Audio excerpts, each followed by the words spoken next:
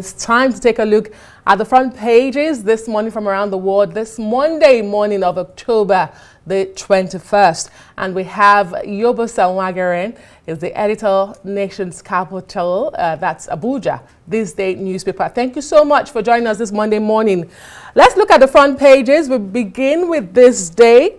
Leads with Falana, EFCC, ICPC not illegal, enabling laws properly passed.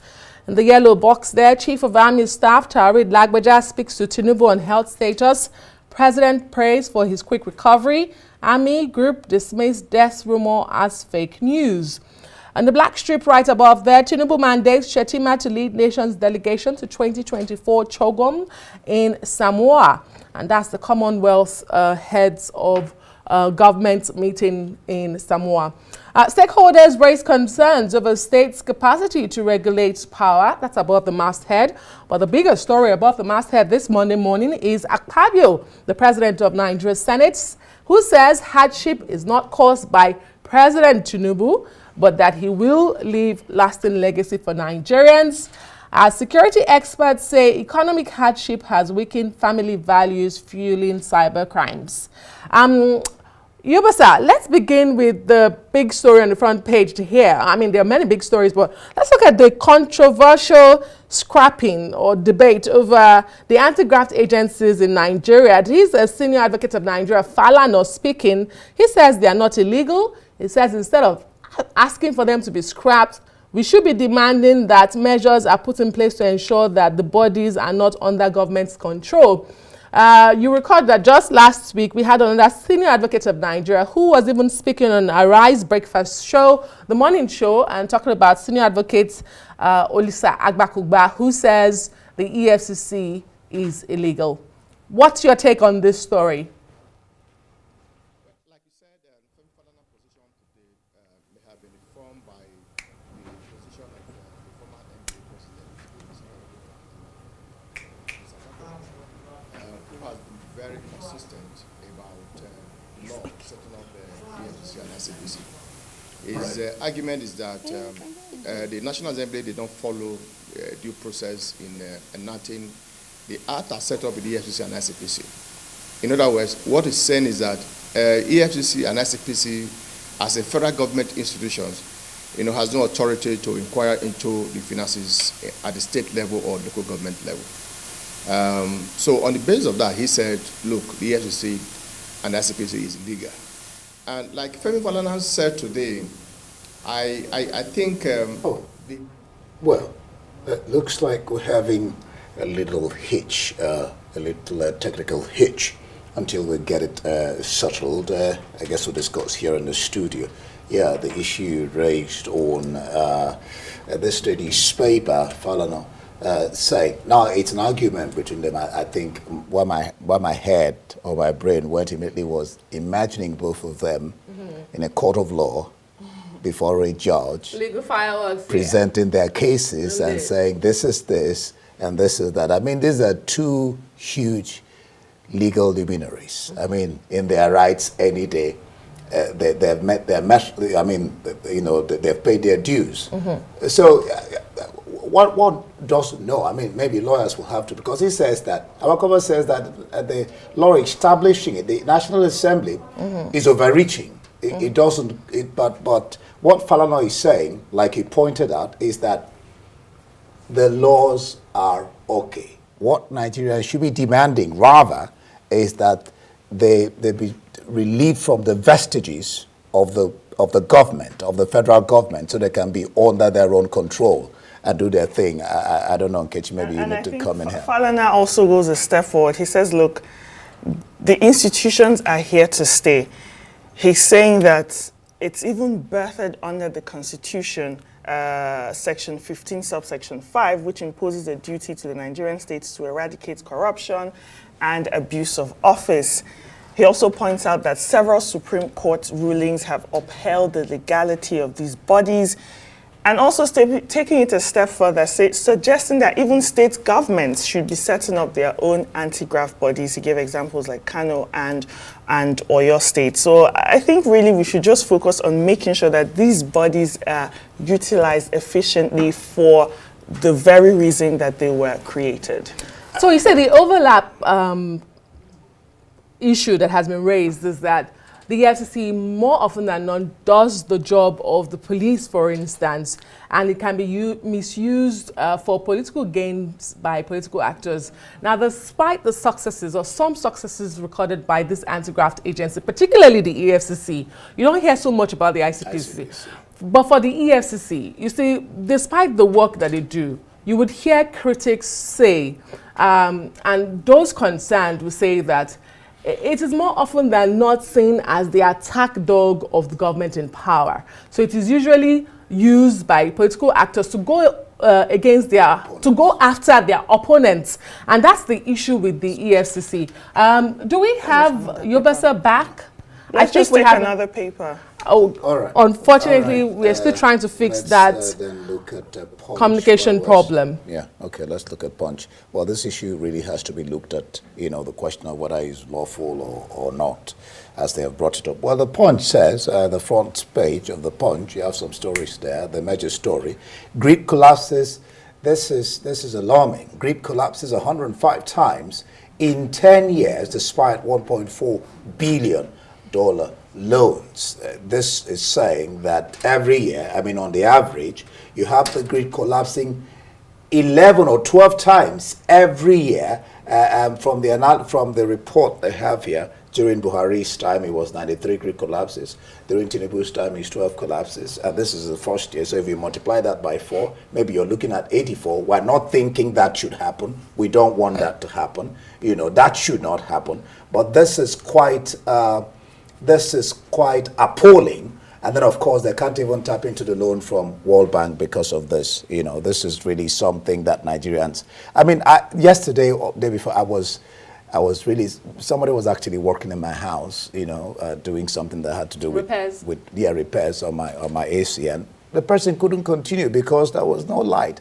And I was just left in the lodge. It was really annoying. I just knew. I told him, what has happened now is collapse because our light doesn't go. What has happened now is collapse. You know, it's terrible. It's really terrible. I mean, just imagine a country trying to industrialize, trying to lift millions out of poverty, but every time there's little progress, we're inching forward, the lights go out, literally. We'll move on to another paper while we wait for our offside guest, Yobosa Wagarian, and our technical officials getting that sorted out. Daily Trust this morning talking about CNG. Commercial drivers, others task government on infrastructure, refueling stations. They're decrying the high cost of conversion. Daily Trust is reporting that to convert a vehicle, it's between 1.2 million naira to 1.5 million naira. That's simply unaffordable for most Nigerians. Also, petrol filling stations should be made to install gas facilities. That's what this report is saying. You also have, I remember the governor of Akwa Ibom was saying basically that there's no point, it's pointless if you have CNG buses, if you cannot refuel them, if you have to drive a long distance, basically, to just go and fill that. So that's the report that's coming in this morning from Daily Trust. If you take a look at the leading photo on the front page of Daily Trust, police arrest, release NSAS memorial protest. It's the 4 years on the commemoration of hashtag NSAS protest. We're here again, protesters being tear gassed, arrested at the very site that has now become sort of a national symbol of fight against police brutality. This is at the Lekki toll gate. It just seems like nothing has changed. The exact thing that happened 4 years ago that's making people commemorate that hashtag NSAS protest happened again yesterday. Indy Adesua, what are your thoughts on these two stories? Well, that's the same story that leads the front page of the leadership this morning. 4 years after NSAS, police brutality, rights abuse persists. I mean, It's the same story. I think, and this is a recurring story. Sorry. Yoba Sawajare, we do apologize now. We have you back. Your thoughts on some of these stories that have made the front pages. They are recurring this morning, from the police brutality, the rights abuse that is persisting 4 years after NSAS, to the rumors about the chief of army staff being dead that has now been debunked, and other stories. Take it away, Yobosa. Well, as for the human rights violations, and that was a report by the Amnesty International yesterday. The Amnesty International is the global institution, well respected. Over decades, they've been documenting human rights abuses across the world. So when they speak on human rights violations or human rights issues, I think something we need to take very seriously. Yes, there have been reports. I think the Amnesty International is just telling us what we already are aware in Nigeria. There has been a report of police brutality, extrajudicial killings, especially from the Nigerian police force. And in the last 1 year, especially under the leadership of the current IG, the situation has, worsened. I think it's something the Inspector General should be worrying about. It's something the federal government should also be worrying about, and something that the Attorney General of the Federation should also be worrying about. Because whether we like it or not, in any democratic society, one of the most credentials ingredient of democracy is about respect for the rule of law and also respect for fundamental human rights of citizens. And once you take those rights from them, then the basis of democracy is questionable in any part of the world. So I think the federal government should take that report very serious and see how they can improve on the human rights situations in Nigeria, especially the Nigerian police. Because if you travel along the road, like Amnesty International said yesterday, you see extortion of citizens by the Nigerian police force. And it's sad to also know that the military who are at the various checkpoints have also joined them. So it's not something we should tolerate in Nigeria. And I think the federal government should take immediate action and see how we can respect the rights of citizens, respect the human rights, see how we can also respect the fundamental human rights of citizens. Because the basis for democracy is the rule of law. All right, let's look at The Guardian and then land on some. The headline there says, urges budget in logjam as multiple appropriations seek attention. Only urgent NEC will avert implosion, PDP members. 4 years after Amnesty International sounds alarm over continued police abuses. And then how Buhari reversed Nigeria's 16-year economic gains by World Bank. Security heightens override pop sit-at-home order. Minimum wage defaulting states may face industrial arrest in November. 20 million out-of-school children, potential Boko Haram recruits. This is coming from the former president, Olusegun Obasanjo. But then let's look at, you want to concentrate on the headline about the budget. It says, staggered 2023 capital votes lose 70% value to forest crisis. Deficit jumps to 13.5 trillion, over 3 times of earned revenue. Delayed presentation of 2025 estimates may alter January to December implementation. It looks like wanting to solve one problem, you compound it by bringing other problems that even the January, December might just might not work out again. And then the capital budgets are on the increase. What do you make, what's your sense on this budget logjam? Well, implementation of budget, especially in Nigeria, at the federal level, has always been a major problem since 1999, when we returned to democracy. You have a huge budget at the beginning of the year, and by the time they are closing the book, you find out that the implementation will just be less than 20, 25% or 30%. I think the highest we witnessed was during the last year of Obasanjo government, where we have almost about 35 or 38% implementation. And so, of what use, if you ask, when you have huge budgets, and at the end of the day, you are not able to mobilize resources to implement the budget, especially the capital project that will have huge impact on the life of the citizens or the country as a whole. What most ministers and professors are interested in is the recurrent expenditures. You find out at the end of the year when they are not able to spend this money, they are in a hurry to organize one seminar or the other in order to retire the budget. But meanwhile, the capital project aspect of it is allowed to suffer.